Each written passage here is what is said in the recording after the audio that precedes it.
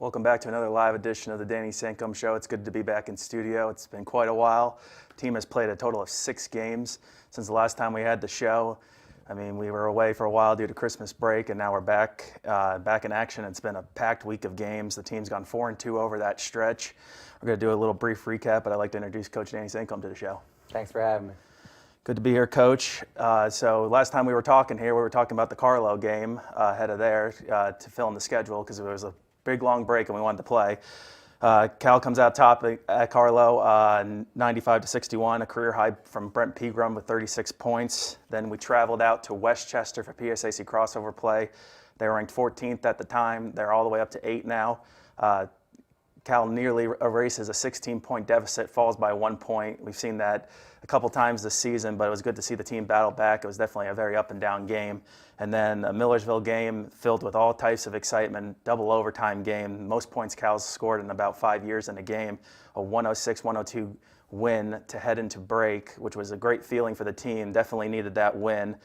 Tim Smith Jr. steps up big, sinks 2 3-pointers with 1:11 left in the game, sends it to overtime, and Pegram and Collins come through with 57 points combined for the team to really lead them over the hump. Big win for the break. Wouldn't you agree, Coach? Yeah, real big. You know, if you look at Millersville record, I think they're 6 or 7-1 at home, and they play hard and they got a good scheme. So to get that right before break was great to have some momentum going into Christmas.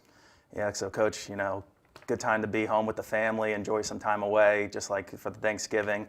And then we're coming back here on Friday to open up PSAC West play, not really knowing what we're going to get out of it because, you know, both teams have been away for so long, you never know what you're going to get in that first game back in action after such a 13-day break since the Millersville game. But, you know, a very tough UPJ team coming in, tied for the division lead, coached by a good friend of yours. Yeah, they dominated us. We did not play well, and they did. We had trouble making shots. We had trouble running back. I just don't know if we were ready to play a team at that high of level, having 13 days off. And we just weren't fluent with our offense, and we weren't fluent with our defense, and they made us pay, and they did a good job. And they played very well. So the combination of us not playing so well and then playing well resulted in a 20-point loss, which wasn't a lot of fun for us Friday night. It was very frustrating. Yeah, I got the highlights playing here from the game currently.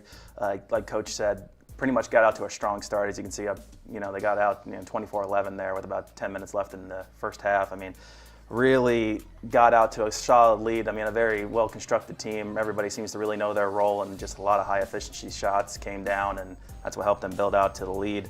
But, Coach, I mean, you have to agree that your team did try to battle back there in the second half. You know, I think it's that never-quit mentality that this team has really taken on. You know, we've seen so many one-point losses, but in general, this team always battles back. Yeah, we got a great group of guys. When you have a great group of guys that work hard day in and day out and have pride in what they're doing, even when things aren't going well, you know, you can chip away and chip away. And I try to tell our guys, you know, you're not going to shoot the ball well every night. There's other things you can do that help the team win the game, and ultimately that's the goal, is to win the game. So, you know, maybe it's you're rebounding the ball better, or maybe you're making the pass or the extra pass or getting a steal on defense, whatever it may be. And our guys, you know, just continue to fight, and they're a fun group to coach because they never give up, and they always think they have a chance to win the game. Yeah. So, Coach, I mean, one positive to take away from this game, it kind of looked like Zion Collins really got back to the player he typically is. We've been talking about his toe injury for a good majority of the early season here. I mean, he comes down with a game-high 17 points, and he scores them all in the second half. So that's a positive sign. How would you say his health is and how his game has improved? Well, we need him to be aggressive. He can score the basketball. He can assist. You know, he's one of those guys that can put the ball in the basket, but can also make guys around him better. And when he's aggressive, we're a very good basketball team. When he's getting in the lane and making the right basketball decision, I think his toe is something he's going to have to battle the entire year. I think it's going to have some good days. It's going to have some bad days. But I think the mental part and the approach of it, you know, getting reps in practice and taking enough reps off is important. But he knows to get better, he has to practice. But he's played at a high level for us here the last 4 or 5 games. And if we can continue to get that out of him, it's going to be difficult to beat us as we continue to move on in the season. Yeah, UPJ, I mean, solid performance all around. They shot 50% from the field, 43 to 33 rebounding advantage, so they really controlled the game from start to finish. That rematch is going to be coming up at UPJ on February 5th, 7:30, so I'm sure the team's looking forward to that rematch and trying to avenge that loss there. Coach, I mean, it was a season-low shooting performance from the floor, so, I mean, that attributes to the 20-point loss, but what's the message to the team following a tough loss like that when, you know, we're about to play another 3 games in the span of about a week? To move on. You know, we can't do anything about Friday night. We need to start worrying about Monday night. That was the message when we left on Friday, and we wanted to have a good practice on Saturday, which we did. You know, you can't go back and change things. You need to watch it so you move forward. You're not making the same mistakes. But you got to have a short memory when you're in sports. You know, good, bad. You know, I tell guys when they play great, you know, after the game, it's over with. You know, it's over with. You got to get ready for the next game. That's the most important thing. And our approach from our coaching staff to our players is one game at a time. Move on. Let's forget about what happened, good or bad, when we go into practice the next day, and we're moving on thinking about the next game. Yeah, Coach, so let's move forward and talk about Monday's game, January 6th against Slippery Rock. I mean, what a complete shootout in Moreau Fieldhouse. I mean, it was pretty much coming up and down the floor, both teams shooting lights out. Back and forth game until Rock built a 89-76 lead with 3:50 left in the half. The timeout's called. What's the message to your team at that point in the game? We're down 13 points. Well, we talked about we want to chip away. We want to get good shots each time down the court, and we have to try to put some stops together. They would not miss. I think they shot 70% in the second half, and they had some good looks, but they had some shots that were tough. That's hard to shoot 70%. And I thought we were able to get into our press a little bit and create some turnovers and speed them up a little bit. And we were able to get stops the last 3 minutes and 50 seconds. And then we took good shots, but we got hot. We got open, and guys knocked down some threes. So that 13-point lead, we cut down to like 6 pretty quickly. I think we had 2 threes back-to-back in possessions, which, you know, I think put enough pressure on them to make them think about the game, and our guys just kept fighting. They're a really talented basketball team, so to go on the road and win there was a big win for us. Yeah, we appreciate our director, Gary Smith, putting together these highlights. Thanks for Slippery Rock for the video from the game as we see the first half playing out on the highlights here. Coach, like you said, we responded with a 13-0 rally in that game. Slippery Rock, you held them to 1 shot during that final span of the game, and they had 3 turnovers. And like you said, I mean, pretty much ties up the game here late. Pegram hits a 3, House hits a 3, and then Pegram comes back and ties it at 89-89 with 1:14 left to play. Slippery Rock, you know, they end up taking the lead at the line 2 different times. Zion Collins comes through with a 3-point play that definitely puts the pressure on Slippery Rock to at least find points. Luke House, late foul with about 4.3 seconds left in that game. You had a timeout in the pocket, according to the score book there, and then you know, Brent Pegram, as we're going to watch this play out towards the end here, Brent Pegram's going to come down and, you know, make a miraculous, unbelievable shot. As we can see him, he hits that 3 there that really puts you within about 6 points. House comes through here again, and then we're going to see the next highlight of Brent just popping up and hitting the 3 there, and it's set to 89-89, and then Zion Collins right here comes through with a 3-point play, really puts the pressure on here, and then we're going to listen in to our reporter here with the final call of this game. 3, 2, 1. It's Pegram putting up a floater. Oh, he gets it to go! And it counts! They win the game on an absolutely bonkers shot there for Pegram. And he's on his way over to the bench to celebrate in the half. Yeah, thanks to Colin Kirkwood and TK for that call there. Appreciate them going out and giving the radio call. Now, Coach, you said you were getting a lot of, you know, flack from social media saying, you know, for that celebration, but I like the comment someone made that no one wants to win more than you. Well, I don't think it's me. I think it's our guys. You know, I've been blessed over my coaching career to be around winners, and winners find a way to get things done all the time. And we've got a lot of winners on our team, and just, you know, it's fun to coach. They never quit. You know, to be down that many points with 3 minutes and 50 seconds left, and they just keep fighting and chipping away, fighting. A lot of people who I don't think are winners, you know, throw in the towel and say it's not our night tonight, but our guys battled back, and we were able to, Brent Pegram was able to make a big-time play, and to win games like that, you need to make, at some point in the game, there's a big-time play that usually separates the teams. That just happened to be on the last possession of the game. Now, did you have a timeout there, or did you just feel confident in I don't that like play? calling timeouts where defense can get set up at that point in time. We did not have any more timeouts. We were out of timeouts anyways. The only thing we did do well there is Brent caught a little bit too close to our baseline. I like got him catching the ball going towards the other basket, but 4.3 seconds with him, he can get the length of the court. He's that fast. So we knew we could get a shot. We had guys spread out if he could kick it. And he made a heck of a shot for us. Yeah, that snaps a 10-game road losing streak at Slippery Rock, and that's the first win there at Monroe Fieldhouse since 2010. Quite a streak to snap. Brent Pegram, a game high, 30 points, 8 of 13 from beyond the arc. So, he was really feeling it, and that was his third in his last 5 games with at least 30 points. So he's been really on lately. Heading into last night's game, he was leading the PSAC West in scoring with 20.5 points. And then, Coach, you really had to rely on the freshmen a lot against Slippery Rock. I think they really came through for you. They combined for 42 points, and House led that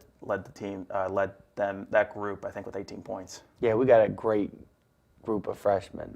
Luke has been steady all year. He has the ability to make shots, put the ball on the floor and score. He just continues to get better. Tim Smith is really stepping up and playing well for us right now, offensively, defensively. He brings a lot to the table. He's going to continue to get better offensively. We want him to stay aggressive. He has the ability to make threes. He has the ability to put the ball on the floor. Does a really good job. Phil Austin really is coming into his own. He rebounds the ball. He can score the basketball. He can shoot it. He can put it on the floor. He's a tremendous athlete. And then we're getting Baba back with his thumb injury, who has the ability to score, rebound for us, and bring toughness. So that group right there, along with Tyler, has been very, very good for us the entire year. And, we talked to those guys at the beginning of the year. We can't act and behave and play like freshmen. We need you guys to somehow trick yourselves to believe you guys are sophomores. And they've been very solid for us thus far. And I hope it continues with their confidence growing, that they'll get better and better as the year goes. Yeah, I've had to print out the stat sheet here. It was such a big game. But Luke House, 18 points, 6 rebounds, 5 assists, really complete line. Tim Smith gave you 11 and 3 rebounds, 11 points from Phil Alston. And then even Tyler Berry, although he had 2 points, came up with some pretty big offensive boards and had 3 rebounds in that game. Well, you think with Tyler is, you get Brent, who picks his second foul up with about 10 and a half minutes left in the first half. And, we're thinking, well, we got to put him back in. Do we need him put back in? And Tyler comes in and plays unbelievable. And we go into halftime with a 4 or 5 point lead. And he did a great job for us. And I think, I've got to find a way to get him out there a little bit more, because he's been very solid for us. Now let's talk about a player on Slippery Rock's team, Micah Till. He's a great player, a 2-time All-Region recipient, the first team conference player. You limited him to 12 points after he just came off a double-double versus Clarion. What was the game plan going in there? He's a unique player. He has the ability. He's so big and strong, and he's so skilled. He can beat you from the three. He can beat you by putting the ball on the floor, and he can beat you in the post, and he can kill you on offensive rebounding. We just wanted to work hard, try to push him off the block a little bit, force him to take contested shots, limit his layups, and limit his shot attempts. He's a great passer, not a good passer. So we know you have to give some things up, and we did. But he's a great player. So great players, make you do a couple things you don't want to do defensively, but you have to be able to stop him. So I think holding him to 6 shots was great for us.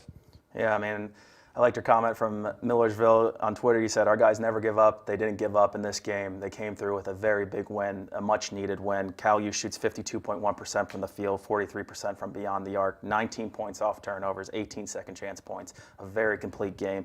And got to credit Slippery Rock. They shot 63.6% from beyond the arc. They really kept the game close throughout, 14 fast break points, 26 points in the paint. We're going to take a break here on the Danny Sancomb Show. We're going to come back. We're going to look at the highlights from the Shepherd game last night, preview the upcoming game against Edinboro, and look at the standings and the upcoming schedule. We'll be right back with the Danny Sancomb Show.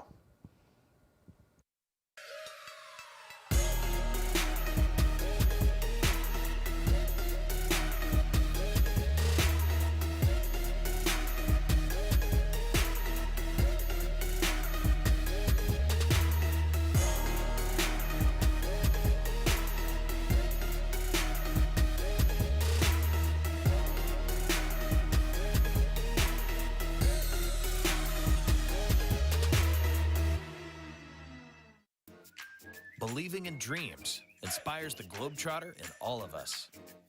If you want to be the best, you have to push the limits. See the one and only original Harlem Globetrotters all-new Pushing the Limits World Tour. With new high-flying stunts, a new record-breaking attempt, and laugh-out-loud entertainment for the whole family. The Harlem Globetrotters playing at Cal U Convocation Center next Thursday, January 9th. Tickets are selling fast. Visit harlemglobetrotters.com. Have you seen the new Cal U Vulcan logo around? Have you wondered where to get gear featuring it? Then go to calvulcans.com and click shop. Log on and browse a full selection of men's shirts, women's shirts, pullovers, hoodies, and more. All items feature customization with the new Cal U Vulcan logo and wordmark. The site also features a full selection of hats, tailgating items, and accessories. Don't be the last person to sport new Cal U Vulcan gear. Go to calvulcans.com today. Pride and passion drives the Pennsylvania State Athletic Conference. From 55 NCAA championship teams, 294 individual national champs, and counting. Who's next? Make the PSAC yours. PSAC Proud is winning in athletics and in the classroom. Over 3,100 PSAC student athletes are honored as scholar athletes. It's a perfect mix of athletics and academics. It's time to make the PSAC yours. Welcome back to the Danny Sancomb Show. Make sure to hit the bell notification and subscribe to CUTV Sports 1 so you know when we're live here with the coaches' shows. Coach, thanks for being here in studio. We both had a late night last night because we were at a doubleheader basketball game against Shepherd, and we come out with a win, 74-61. Shepherd making their first trip to Cal U since 2010, and that's only the third meeting between the team in this decade. And I mean, coming into that game, you viewed a team that could really shoot the three well. They were leading the conference in three-pointers made, and really protected the ball.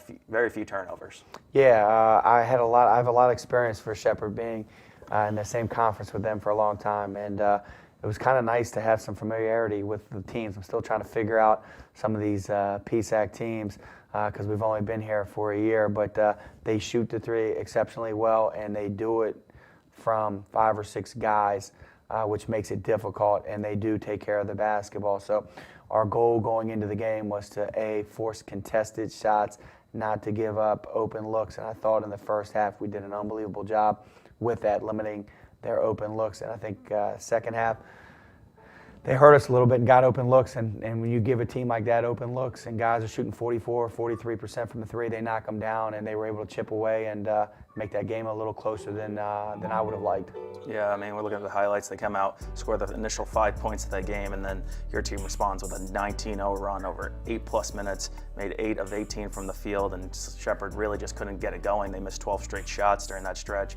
You're able to stretch the lead there to 27-7 with 7:33 left in the game, left in the first half, after 8 consecutive points. And you go into halftime with a pretty comfortable lead, 42-24. I mean, what's the message to the team when you're up that big? You definitely want to keep your foot on the gas. Yeah, we talked about the start of the second half, jumping on them and trying to put the game away, and we did. We started the second half good, and our guys, responded. I was really happy. Like I said, our defense in the first half was great. To hold them to 24 points and a half, that you've got to play well to be able to do that. And we knew they would make shots at some point in the game. We just wanted to get off to a good start in the second half, which we did. But then, from about the 16-minute mark to the 8-minute mark, 5-minute mark, we weren't very good. Yeah, I mean, like you said, you did come out strong in the second half. It was a 55-33 lead with about 13:30 left, and then they come through with a 20-3 rally. Really closed the gap, shooting extremely well. They went 8 of 9 from the floor and made 4 3-pointers, and then they even ended up working the deficit down to 6 points. They cut the lead to 64-58 with 4:33 left to play. And then it seemed like you really went to Zion Collins in that final 4 minutes. It was a 10-3 run. He scored 6 of those points. It seems like you worked the shot clock down with Brent in control and really wanted to get Zion to the hoop. Yeah, and we wanted to space it and let Zion make good basketball decisions, whether it's scoring or whether it was dishing. We feel confident in him, and our execution was really, really good the last 5 minutes of the game, and I just can't figure out where from 13-minute mark to the 4.5 minute mark, we were bad. And then we were able to put it back together the last 4.5 minutes and execute at a high level. And when that's for us to move on to the next level that we want to, we have to not have that long of a period where we're not playing well. And we can't let a team go 8 for 9 in that stretch. You got to come up with some stops. When you're not executing well offensively, you can't let it affect your defense. And some of the shots that they were able to get where we didn't get back in transition, we didn't have good coverage getting back, and they made us pay. So we got to clean that stuff up and do it for 40 minutes. We did it really, really well, for the first 20 minutes and really the first 27 minutes of the game. But then that 5-minute stretch, you can't let a team go on a 20-3 run. Usually if that happens, you lose the game. Yeah, I mean, it was one of those interesting games where the refs were really just letting everybody play. I think there was like 8 total foul shots in the entire game. So, you were able to get on those great runs, and then they were able to get on a great run in the second half, and there was just nothing really stopping the flow for either team in that game. It was one of those games that, you really just had to be physical under the hoop, and if you got the shot, it went, and if you didn't, it didn't go. Yeah, I like that. I like when the officials, let the teams play, and I think both teams were being aggressive, but both teams do a good job usually of not fouling either. So. Shepherd, they play good defense without fouling, and we try to preach that with our guys as well, to play good defense without fouling. And I think they took 3 foul shots the entire game, which is great. I mean, if you're not fouling and letting teams get to the line, you have a chance to win the game. Yeah, I think 22 total fouls in the game, so not a lot of chances there for any team to either get in the bonus and even get a 1-and-1. Zion Collins, game high, 23 points, 4 rebounds, 3 blocks, 2 steals, 10 of 17 from the field, very efficient all night, and really got to the basket all night. Pegram, 16 points, 2 rebounds, 3 assists, and even got a block. And then House, 15 points, 7 rebounds. He shot another very solid performance from Luke House, 6 of 10 from the field. You can really feel his confidence starting to grow.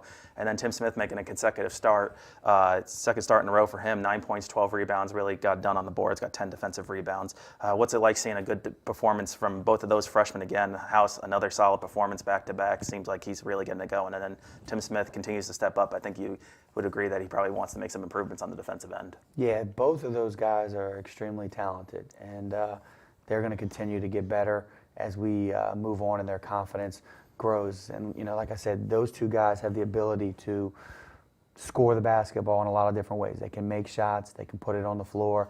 Both of those guys have the ability also to make guys around them better because they can pass the basketball. Luke is a very good position defender when he's off the ball. Tim is a guy that gives us somebody that can protect the rim. He blocks shots with his length and can make some shots difficult. And those guys didn't play like freshmen last night, and we need them to continue to play like that.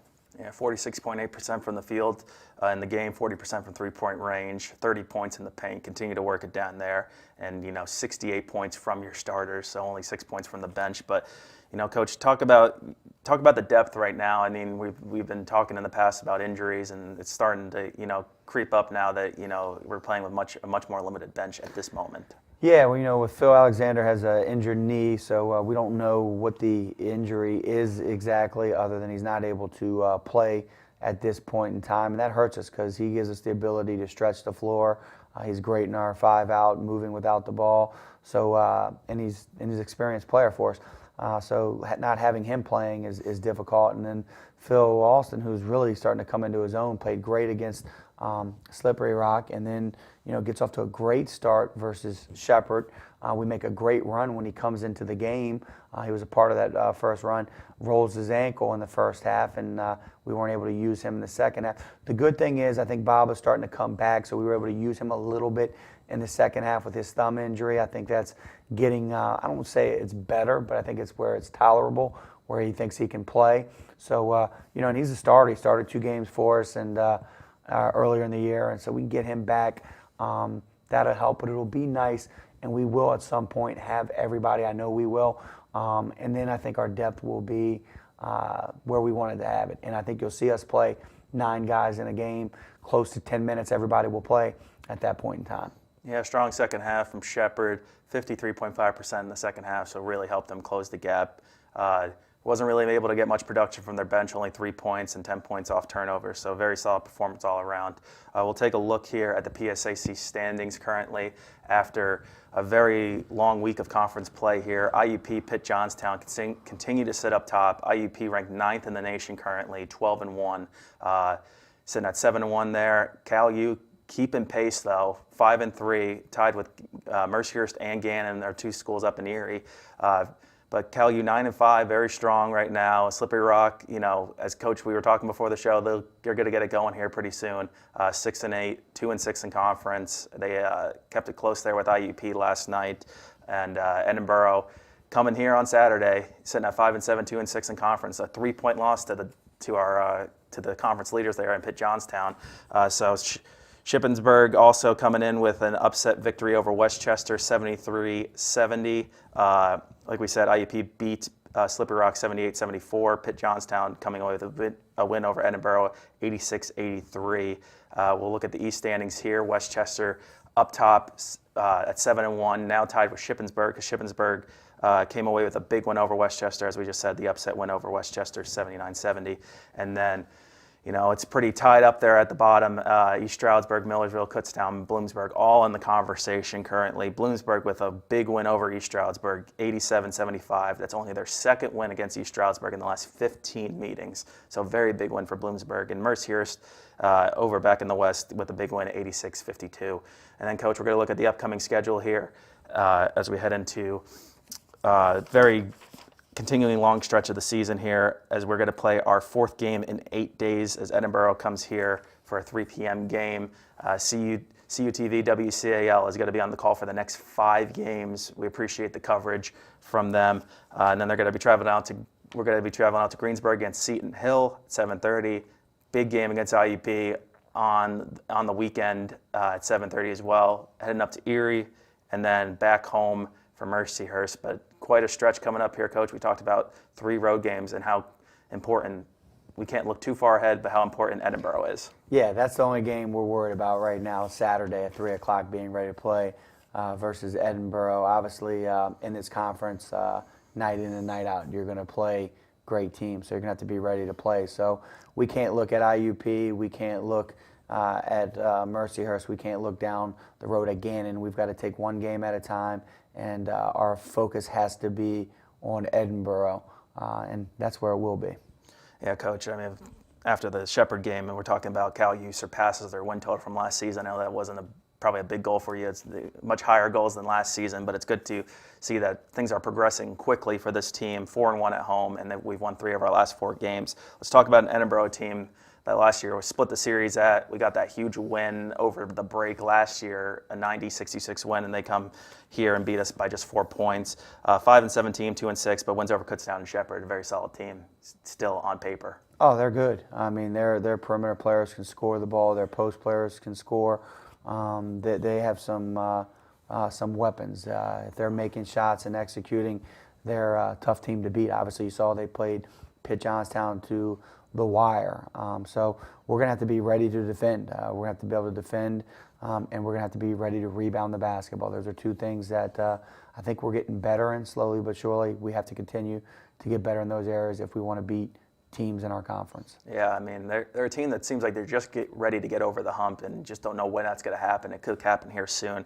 They got a win over Kutztown to get a conference win there, and they got a win over Shepherd by 1 point. 2 very close games, but 4-1 start to the season. They've fallen in 7 of their last 8, but been right there in all those games.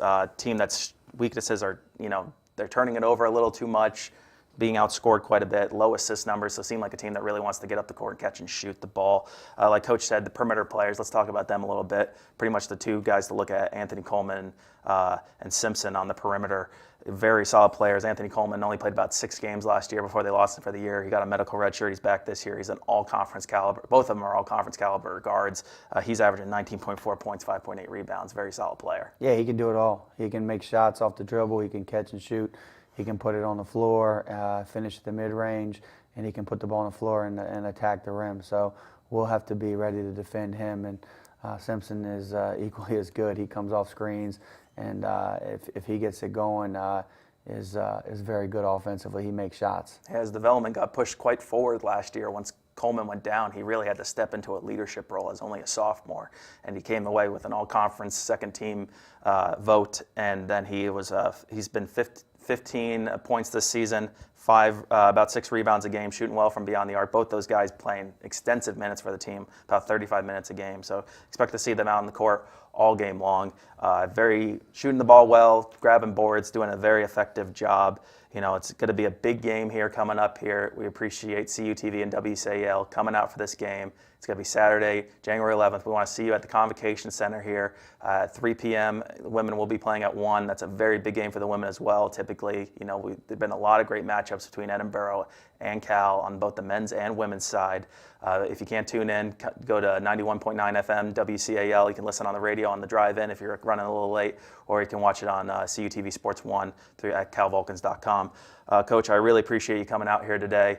Make sure you hit the bell notification and subscribe to CUTV Sports 1 for all your updates on Cal U basketball. And we'll see you next week with the Danny Sancomb Show. We'll try to bring a couple players in. We wanted to let them sleep in today after a big win. Before Coach hits the road here for a 3-game stretch, we'll try to get him back in studio, and we'll discuss that long stretch ahead for the team. We will see you next time on the Danny Sancomb Show.